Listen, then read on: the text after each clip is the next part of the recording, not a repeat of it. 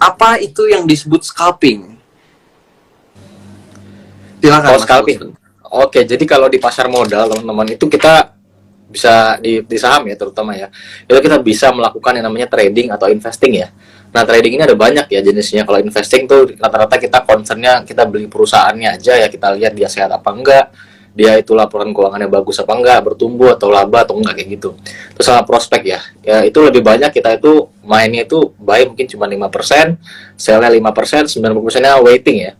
Nah, tapi kalau di dalam dunia saham itu kita bisa juga trading. Jadi trading itu kita istilahnya kayak berdagang ya.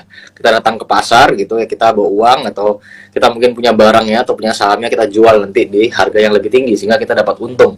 Jadi kalau misalkan di saham itu ada tiga, ya kita bisa jadi seorang swing trading ya, swing trader ya, atau misalkan kita jadi uh, daily trader ya, mungkin time frame lebih pendek lagi, 1, 3, 4 hari gitu ya, atau jadi scalper. Nah, scalper ini kita melakukan scalping, jadi time frame-nya pendek banget ya. Rata-rata itu kalau aku sama teman-teman itu holding periodnya cuman itu berapa detik aja mungkin ya, atau 1 menit paling lama. Kayak gitu. Nah, kalau scalping sendiri kita mainnya cepat dan memang masuknya agak gede. Jadi lebih banyak concernnya tuh mengambil momentum ya. Jadi ada momentum panic selling, kita kita beli, ada momentum sahamnya lagi rebutan oleh retail, oleh masyarakat karena dia bagus, kita juga ikut beli gitu. Jadi itu memanfaatkan hal-hal semacam sentimen seperti itu, tapi dalam time frame yang pendek, gitu mas. Oke, penjelasannya cukup lengkap ya untuk cuan terus bisa pahami. Itu penjelasan yang sangat bagus tadi mengenai scalping, di mana perbedaan mendasarnya adalah dari durasi scalping atau durasi memperjualbelikan saham tersebut. Nah, oke, mungkin kita akan ke pertanyaan yang lebih dalam nih. Nah, boleh diceritain nggak sih Mas Boston awal mula terjun di pasar modal? Karena kita semua pengen tahu nih awal mulanya kenapa bisa menjadi seorang scalper.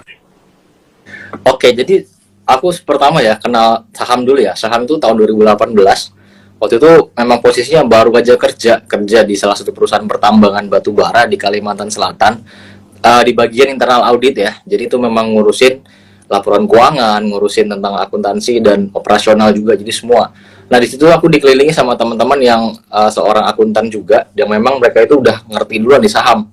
Jadi aku karena mereka sering ngomongin saham, jadi ikut-ikut nimbrung, akhirnya diajarin tuh, tapi mereka ngajarin investasi aja waktu itu. Nah, setelah aku coba bikin akun segala macam, loh kok kayaknya cocok ya sama aku ya. Apa namanya, kita ada yang namanya investasi, ada yang namanya trading gitu ya.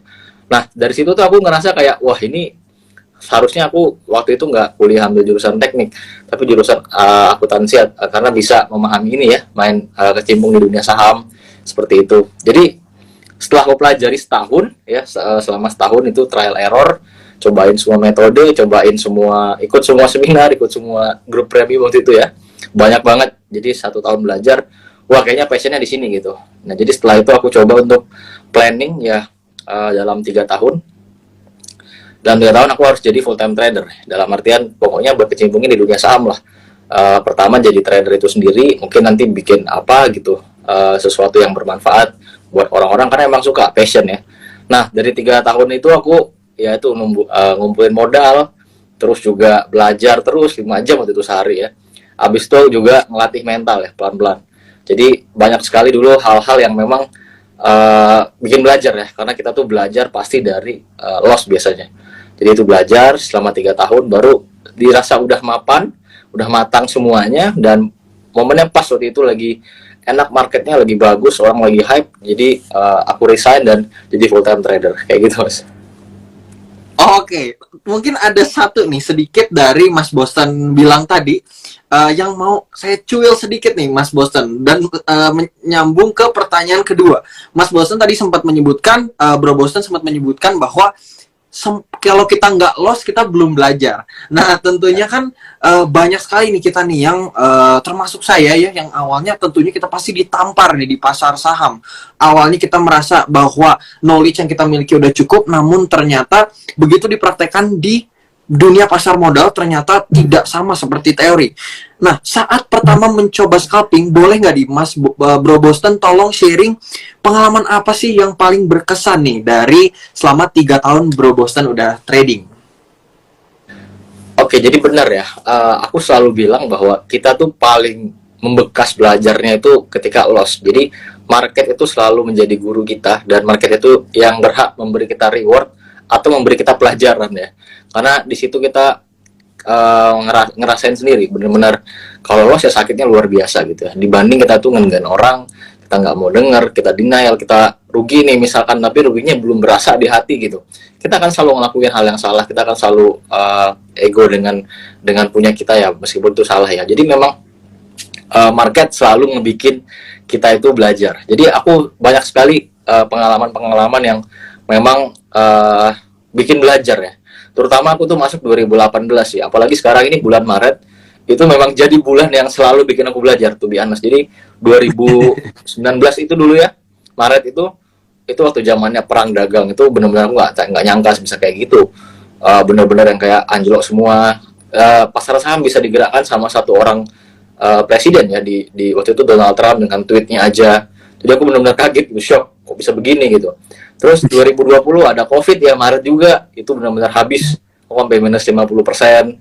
Ya 2021 itu kemarin dulu ada kasus Jiwasraya, sehingga marketnya itu benar-benar yang kayak sepi sekali gitu. Benar-benar itu pertama kali jadi full time trader, dan loh kok kayak gini marketnya sepi banget.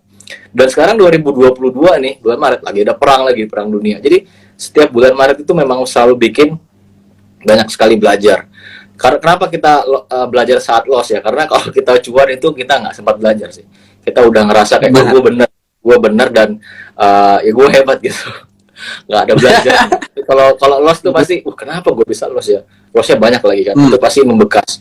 Sehingga itu mungkin bikin kita, gue nggak akan ngulangi lagi karena sakitnya berasa nih. Tapi kalau cuma dikasih tahu orang jangan ini, kayak saya seringnya denial ya. Karena nggak ngerasain sendiri kayak gitu. Oke, jadi itu tadi sempat disebutkan ya, beberapa faktor ekonomi yang menyebabkan waktu itu pada saat kita baru mulai belajar nih, tiba-tiba waduh dikejutkan nih oleh market, tiba-tiba dihancurkan oleh story-story misalkan dari presiden, atau misalnya kemarin sempat COVID juga ya, kita sempat sampai blue chip minus. Nah itu sudah dialami semua nih sama Bro Boston. Jadi untuk teman-teman yang mungkin merasa aduh, saya kayaknya udah mau menyerah deh. Nah, belajar salah satunya dari Bro Boston, di mana kita bisa selalu belajar dari setiap kali ada krisis ekonomi, selalu ada pelajaran baru yang bisa kita dapat. Oke, kita akan move on nih ke next question. Nah, ini juga pertanyaan yang saya secara pribadi pengen tahu nih. Mas Boston apakah hanya melakukan strategi scalping atau mendiversifikasi dan melakukan juga investing maupun swing trading? Silakan, Bro Boston. Oke, jadi sebenarnya aku punya banyak akun, ada 5 ya. Jadi ada akun khusus IPO, jadi ada akun khusus investasi, ada akun khusus swing juga, ada akun buat scalping itu ada 2. Ya, atau kalau kita bilangnya satu lagi itu daily trading ya. Nah, tapi sekarang pertama teman-teman harus tahu dulu yang namanya season ya di market itu. Jadi karena aku selalu mungkin aku udah 3 kali atau 4 tahun gitu yang mengalami season di market, jadi udah sedikit mengerti ketika di bulan Maret, April, Mei itu aku punya track record yang agak buruk ya dengan swing ya. Kenapa? Karena kalau aku evaluasi lagi kok banyak bonjolnya di situ. Tapi swing itu nanti panennya di bulan-bulan akhir, Desember, Januari. Jadi sekarang ini aku udah sementara nggak main swing dulu. Jadi cuman fokusnya itu sekarang main IPO Hunter, sama main daily trade, sama scalping. Jadi cuman 3 itu. Sama kadang juga ngambil saham IPO ya. Jadi saham IPO ini aku baca prospeknya terus aku ambil terus gitu sahamnya, karena aku pengen riset kalau misalkan kita cuma beli saham IPO aja dalam setahun itu kira-kira untung apa enggak kayak gitu. Jadi ini adalah bagian dari riset aja baru khusus di satu akun gitu ya, kayak gitu. Nah, kenapa sekarang ini nggak main swing? Karena track buruk, dan aku ngerasa kayak di bulan-bulan ini inflow-nya agak kurang ya kalau aku ngerasa. Jadi aku sekarang fokusnya main scalping sama daily trade ya. Jadi scalping ini kadang juga nggak terlalu, lebih banyak tuh daily trade. Jadi beli sore tuh jual pagi. Seringnya kayak gitu, Mas. Oke, karena memang banyak saham yang open gap ya. Kalau waktu begitu market buka, banyak euforia market di setengah jam awal market buka. Nah, tadi juga ada yang nyebut tuh, karena tadi Bro Boston nyebutin soal IPO, ada yang sebut juga IPO Goto. Mungkin kita bisa bahas nanti nih belakangan nih, setelah di sesi Q&A ini. Nah, oke nih. kalau Bro Boston boleh share sedikit nih, kita kan semua penasaran banget nih. Kalau kita mau tertarik untuk scalping, bagaimana kita bisa memulai atau apa aja sih yang harus diperhatikan ketika kita scalping? Oke, jadi aku cerita dulu ya. Jadi aku tuh kan di market baru 4 tahun ya. Jadi selama 3 tahun itu memang ada riset tentang scalping juga, dan memang lebih banyak tapi swing ya. Nah, baru belajar scalping itu intens ketika apa namanya, bergabung sama Padepokan GTS ya. Itu belajar sama Mas Bekti langsung. Jadi dari bulan Juni sampai bulan Maret. Jadi hitungannya belum setahun ya. Nah, aku ngerasa kayak scalping itu memang berat ya. Kenapa? Karena kayaknya variabel yang paling banyak menentukan kesuksesan itu adalah jam terbang, terus juga pengalaman ya.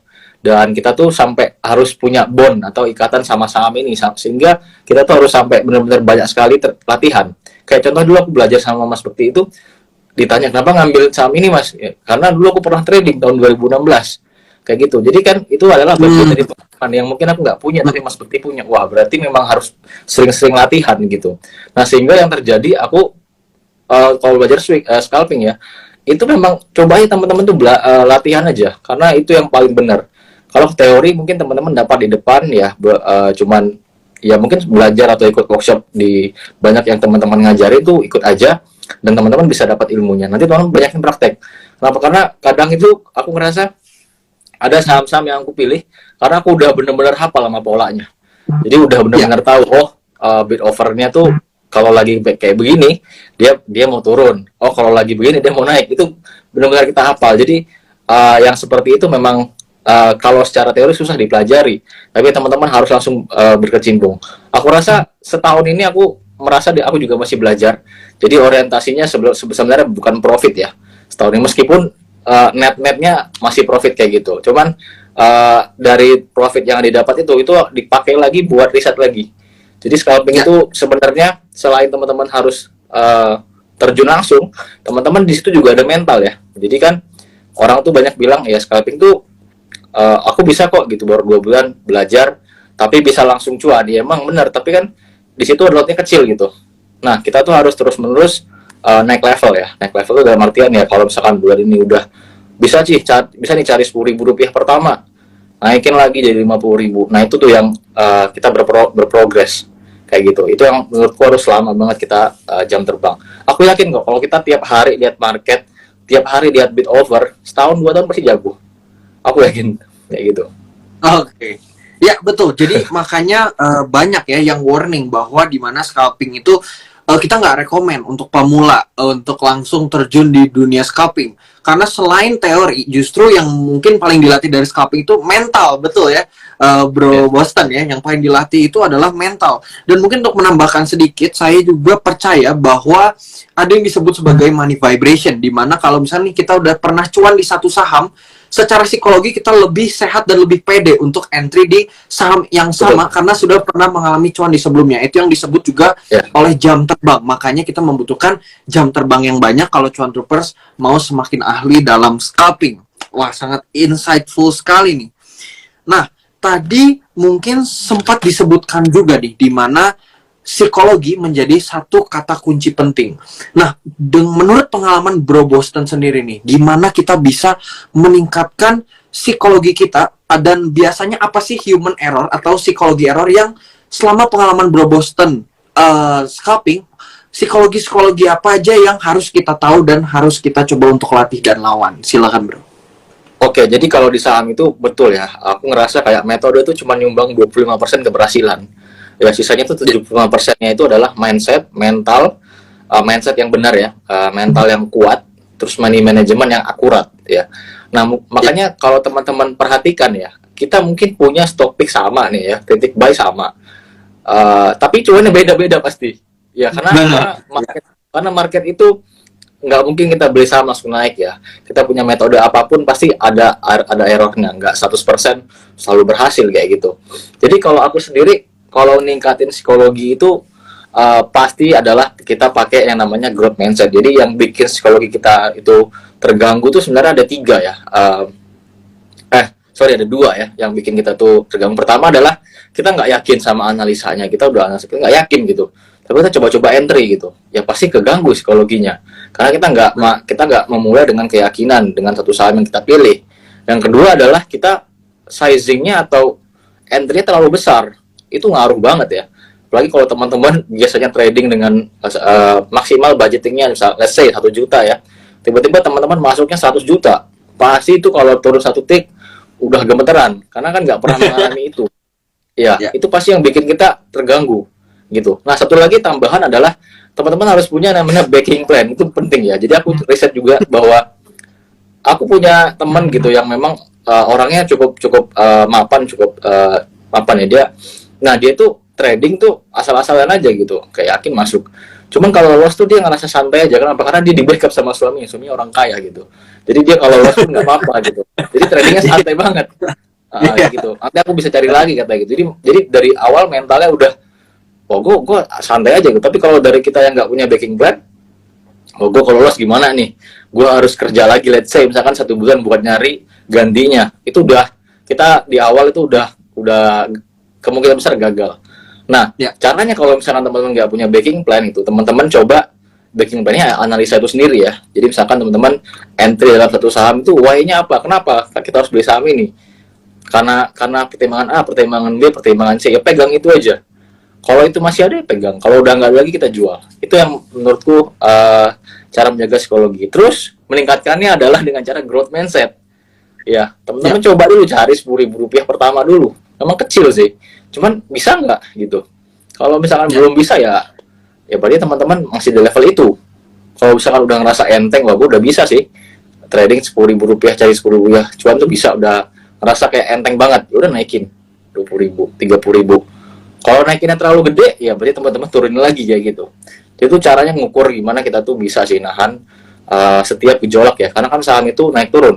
Ketika naik kita diuji untuk tidak greedy, ketika turunnya kita diuji untuk tidak takut, kayak gitu Mas. Oke. Keren banget ya itu tadi penjelasan mengenai psikologi, di mana 25% aja bahwa teori itu berpengaruh hanya 25%, sisanya 75%. Dan saya mau mengingatkan juga ya, setelah tadi disebut juga oleh Bro Boston, jangan pernah trading menggunakan uang panas, karena yang pertama kita akan jadi nafsu, yang kedua analisanya juga akan buyar, dan yang ketiga sangat mengganggu dari psikologi kita sendiri. Waktu trading kita kurang percaya diri, kita banyak ragu-ragu, jadi banyak takut. Nah, jadi itu yang harus kita perhatikan.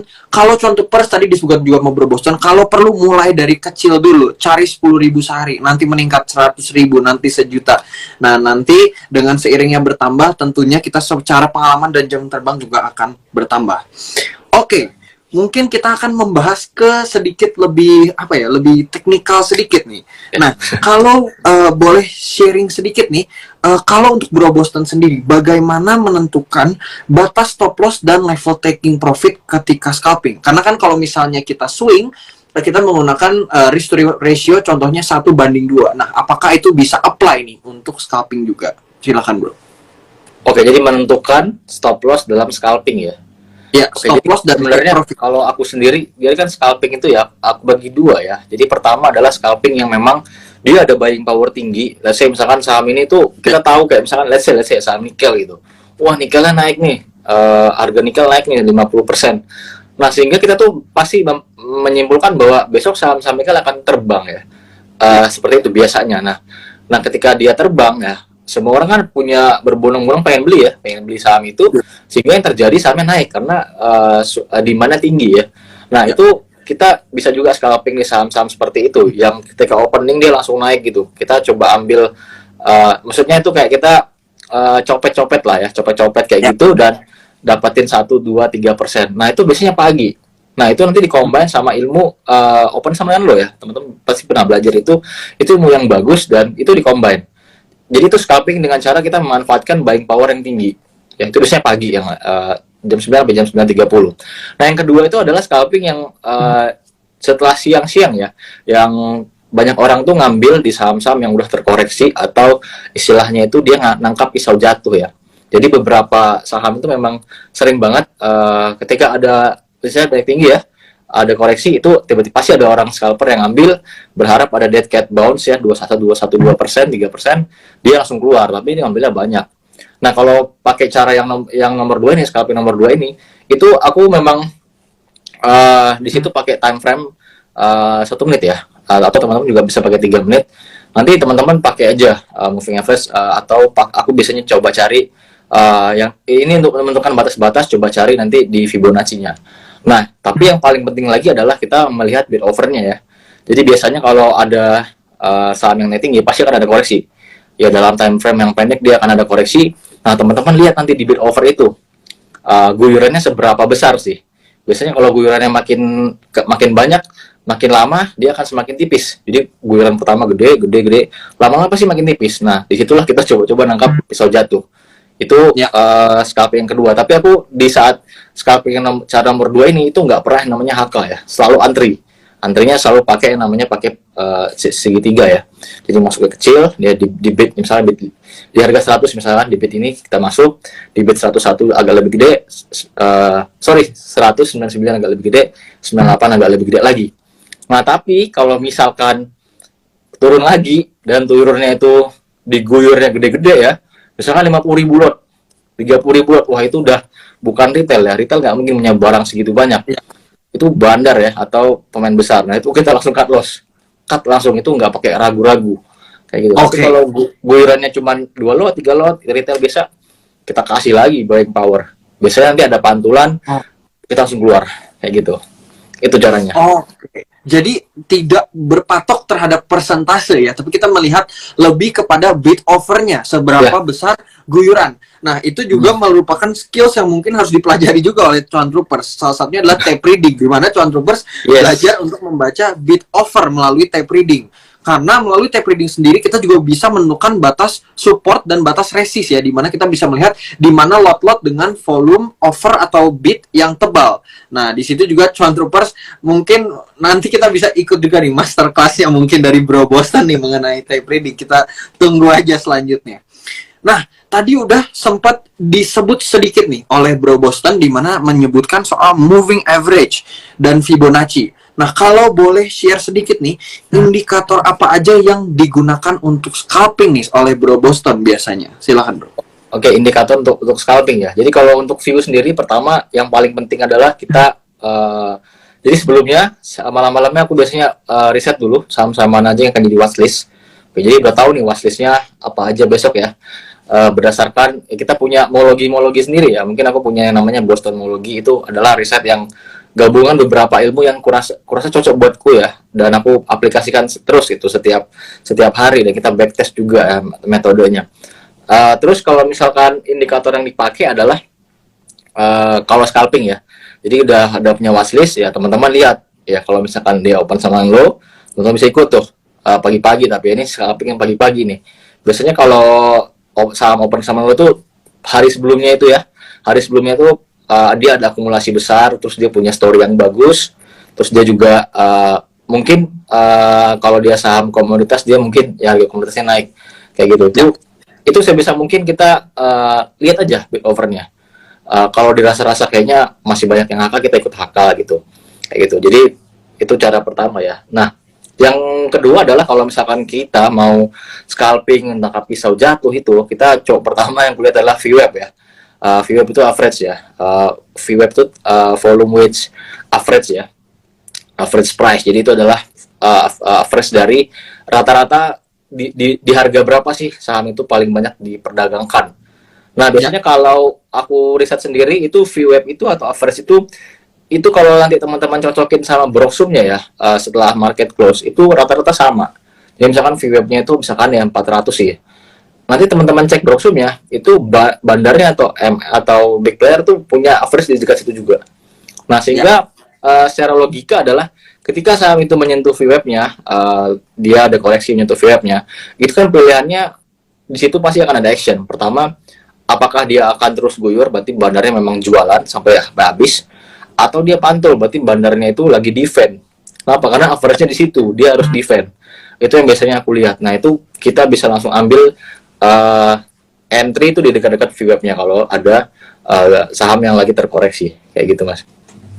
Oke, jadi ini ilmunya sangat berlimpah ya. Kita dalam waktu setengah jam, saya pun belajar lebih banyak nih, karena ternyata orang yang scalping pun tetap mengikuti berita ya Bro Boston ya, tetap kita mau mengikuti harga komoditas atau saham-saham apa yang memiliki potensi story yang menarik untuk besok harinya, untuk kita bisa antisipasi terhadap saham-saham yang mungkin pergerakannya cukup volatil.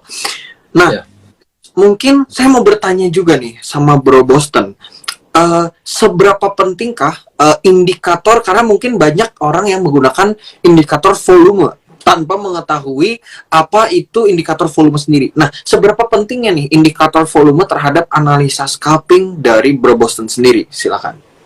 Oke, jadi volume itu menandakan bahwa pada hari itu kalau tinggi ya volumenya, berarti ada banyak sekali transaksi. Jadi sebenarnya yang paling enak itu kita kalau scalping di saham-saham yang punya volume tinggi, berarti di situ banyak sekali frekuensi, banyak sekali transaksi, banyak sekali orang-orang yang mencoba mencari peruntungan di situ ya. Jadi kita berdagangnya di situ enak gitu. Kenapa? Karena pasti akan ada orang yang HK ya, akan ada orang juga yang haki, akan ada orang yang mungkin pemain besar gitu yang masukin duitnya gede di situ. Jadi kita ada punya opportunity. Jadi di situ ada volatile.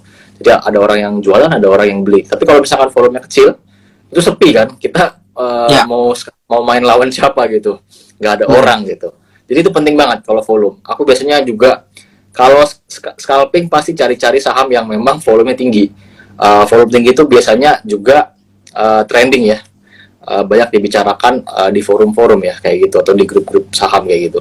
Jadi itu menarik kayak gitu Mas. Oke, jadi tadi juga ya pentingnya volatilitas, karena gimana harga sahamnya mau gerak kalau transaksinya pun sedikit, gimana harga saham itu mau gerak dan kita bisa ambil opportunity. Nah, oke, mungkin kita akan ke next question lagi nih untuk Bro Boston. Nah, so far mungkin tadi ada komen yang cukup lucu ya. Bro Boston, saya ada beli Bumi di 5.000, sekarang 54, harus gimana? Nah, mungkin itu Bro Boston juga belum tentu bisa bantu ya kalau untuk itu ya. 5.000 ke 54 mungkin agak susah reboundnya nih. Untuk dari 5.000 kembali ke 54.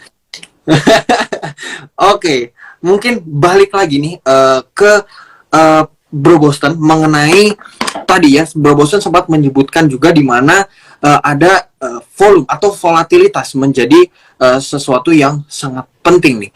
Nah, untuk Bro Boston sendiri nih, banyak orang yang menyebutkan bahwa scalper pasti main di saham gorengan.